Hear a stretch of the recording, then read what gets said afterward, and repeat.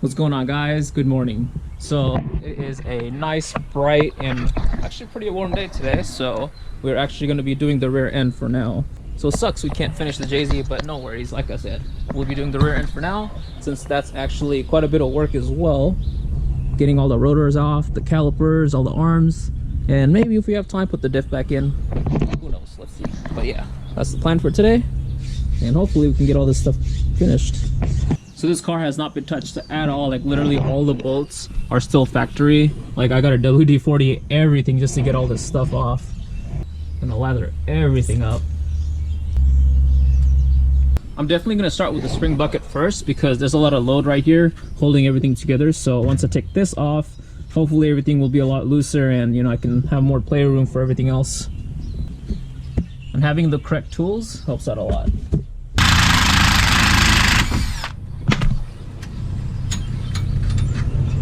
I know for a fact, once I take this bolt out, this thing's gonna wanna pop down. Here we go. Hey, I think we're good.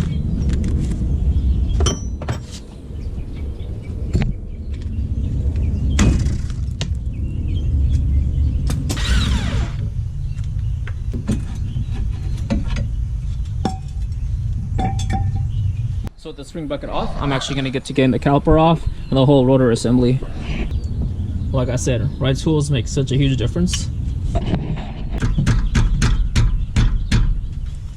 Jeez. Oh, I forgot to WD-40 that. No wonder. The amount of times I hurt myself freaking trying to get this damn caliper bolt off.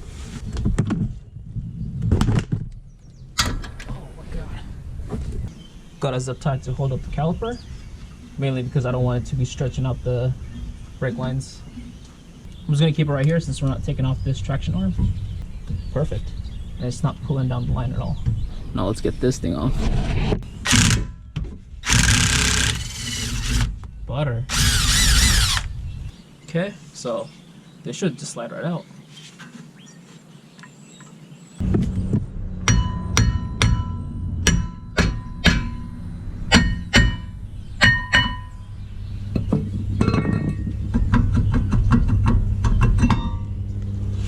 Perfect. So with all this out of the way, I'm actually get to the camber arm back here, which is the last arm we're gonna take off. And when I first actually got my Z and I looked at the arm and I was like, what the hell, why the hell is it bent? And apparently that's just how they're designed. Also, we're not going to be using the e-brake at all, so we're going to get rid of this whole assembly right over here, which I have no idea how to do, but I'll just jam a tool in there and just try to yank it all off, because I never really messed with drum brakes before, so I don't really have any idea of all this little contraptions, these springs, adjusters, and all that kind of weird stuff. I mean, I know the basics of drum brakes, but not 100% of the whole thing. So yeah, let's get to the arm and get this whole setup off.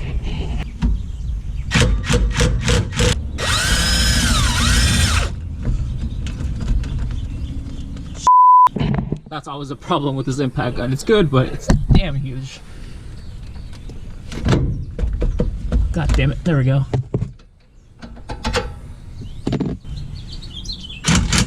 Such a weird design, honestly, with Nissan.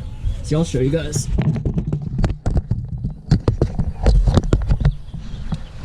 Look at that. What the hell? Come on now.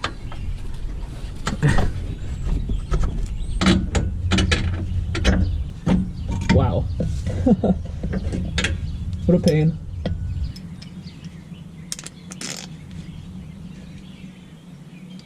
I got new bolts for these that basically eliminate this whole adjustment system, which is basically this little washer that spins around here and then hits these little nubs to adjust the arm up and down, or I guess forward and back. So since we're not using the e-brake setup, I'm just gonna get rid of it completely. Exactly what I did with my other car.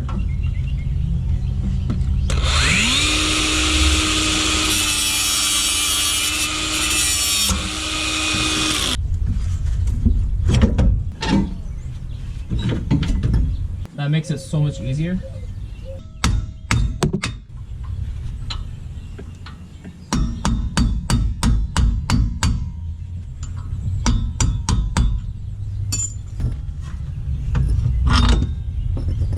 Bam, that axle's off.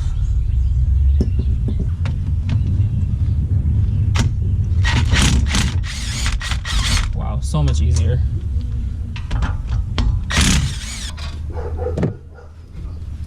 And there goes the hub. So with all that mess out of the way, I'm actually going to start removing the drum brakes. Take off these springs, and it seems like it just comes off after that.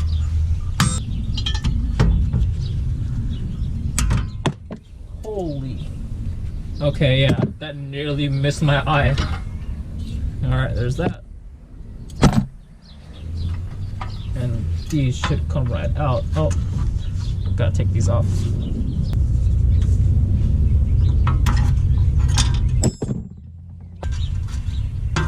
There we go.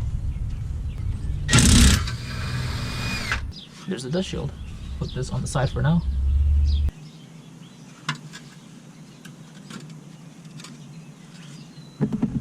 Tack these bolts in here so it doesn't move around.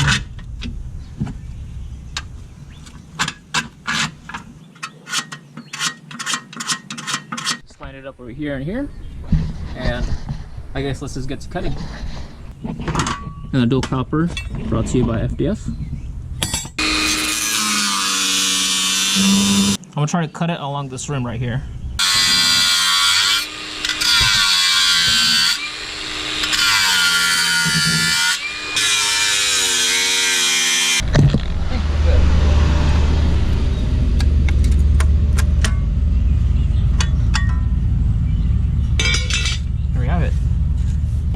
A little bit too much over here, but yeah, that's fine. All right, I'm gonna get to bolting all that up, just like that. So for the most part, I got it all put together. Well, kind of protect everything in place with bolts so it's not moving around. All right, let's put on the tow arm. So what I'm actually gonna do is measure this out with the OEM bucket right over here, from here to here, and try to get it as close as I can to the stock. Of course, we're gonna get it aligned, but might as well keep it straight on the car as much as we can. I'm just gonna eyeball it and just get it close as I can. I'm not gonna try to get it that perfect. So I got it as close as I can. Looks fine to me. I'll move this out a little bit more, but looks good.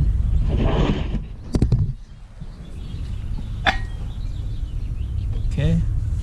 Careful not to move these. Just tighten these up. Okay, let's put them on. So these are the lockout bolts I was talking to you guys earlier about. As you can see, it's much different than this setup right here.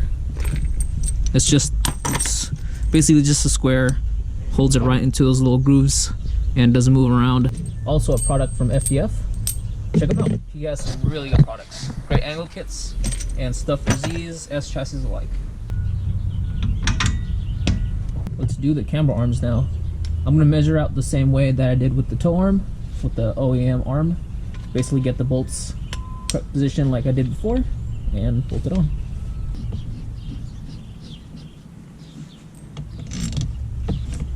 Just like that. So the trick about this, you can see it's not gonna go in there. You kinda gotta start all the way from back here and then pull it forward.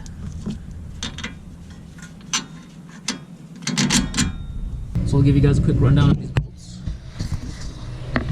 You can see these plates, they just sit in these little grooves right here. You can take them out, move them around, but it literally just sits in one position like this. But yeah, it just sits in there like that. Over here as well, so this thing doesn't move back and forth. What the hell? That is very strange. Why is it not going in? Huh? Those were actually for the front. This is for the rear. That makes a lot of sense. Oh yeah. Wow. Okay. Nice. Looks good. Looks real good. That looks good. Holy shit. I really do want to clean up all these arms though. Like take them all out, repaint them. Even do the diff. I really want to repaint the diff as well. Like even the subframe. Like there's a lot of stuff I want to do to the car, but all in all, I'm happy with this. It's really nice. And now we're gonna do the other side. Fun. But again, shouldn't be too bad. Good morning guys. So it's day 2. Finishing up the rest of the rear end. Also, if we have time, maybe put the diff back together. Really curious on how it's gonna fit up. It's the drive shaft from the whole adapter kit, everything, the Collins. So it's literally cut to the whole, you know, length to measure up to the CD 9 trans to the diff. So it's gonna be pretty plug and play, hopefully. But yeah, I'm gonna quickly finish all this stuff off camera because literally setting up the camera, using the camera takes a lot of time. So I'm gonna quickly do all this as best as I can off camera, and I'll get back to you with the power of editing. Bam, check that out. So it wasn't too hard. I'm trying to hit it with the pressure washer and trying to clean it out. Looks so nice in the sunlight. God damn, what a beautiful car. I can't wait to start working on it. But yeah, I got the diff here, pressure washer ready to go. I'm just gonna blast the living hell out of it.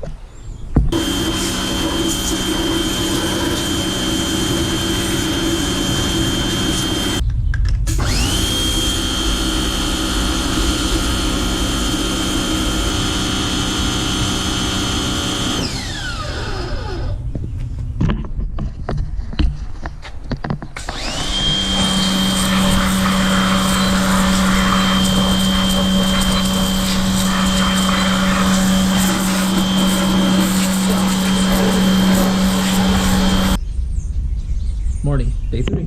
So today we'll be finishing up the diff install along with the drive shaft. Hopefully the drive shaft fits. I'm pretty sure it does because, you know, it's the Collins adapter one.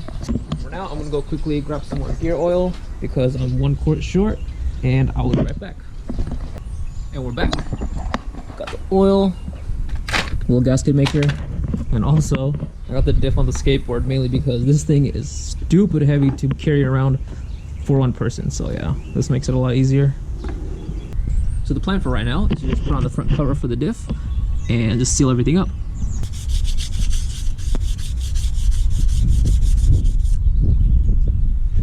So I got the diff as clean as I could, looking pretty good over here as well.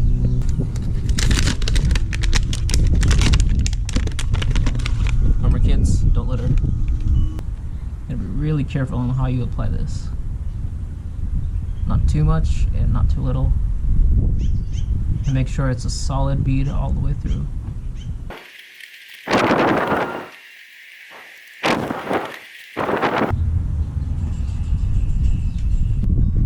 Try to get as much coverage as I can. Get 1 bolt in there so it doesn't move around. We're seated.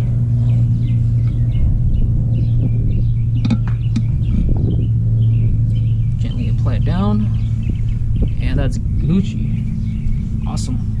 I'll start putting on all the bolts now. So I'm literally gonna hand tighten all these bolts and just wait until the silicone gasket actually hardens up a little bit more, and then I'll tighten it up all the way so it has a proper seal. So it's been a good 30 minutes and it's actually on there pretty good, but it's still a little wet. Yeah, let's seal it up right now. Yeah, life's a lot easier with this thing. All I have to do is just wait for that to dry. There's really nothing I can do. It sucks, so I want to put the drive shaft in and actually measure it out. Well, it looks good. For now, I'm going to just start tightening up all the bolts. Just do a simple crisscross pattern.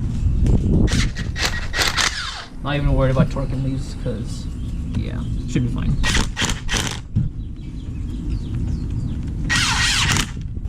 Using some 7590. Hate gear oil mainly because of the smell. Stuff is gnarly. Oh my god, literally smells like rotting flesh. So you're actually supposed to put 1.5 quarts in here, but let's see.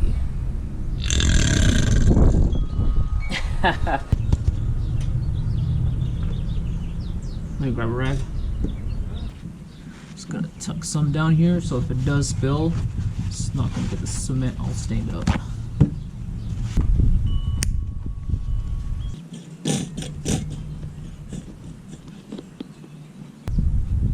So that's good. I will hopefully try to show you guys. It's gonna be so hard to see. You know, I'm not even gonna bother. But yeah, it's right on the rim, and we're Gucci. So Let's pop this on. And again, this diff is stupid heavy. Oh my god, especially with oil in it. There we go.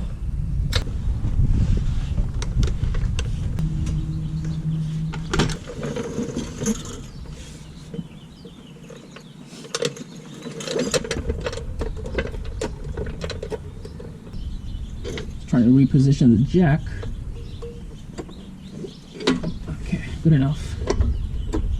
Took some time. You literally just gotta finesse it, wiggle it around, and just try to make everything work. Hold the phone. Did I literally put that bolt up there backwards?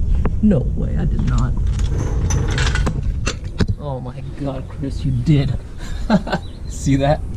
Fail. But yeah, gonna get the tightening of that, and then probably pop the diff in, or I mean the drive shaft, and see the length. Very well put together drive shaft.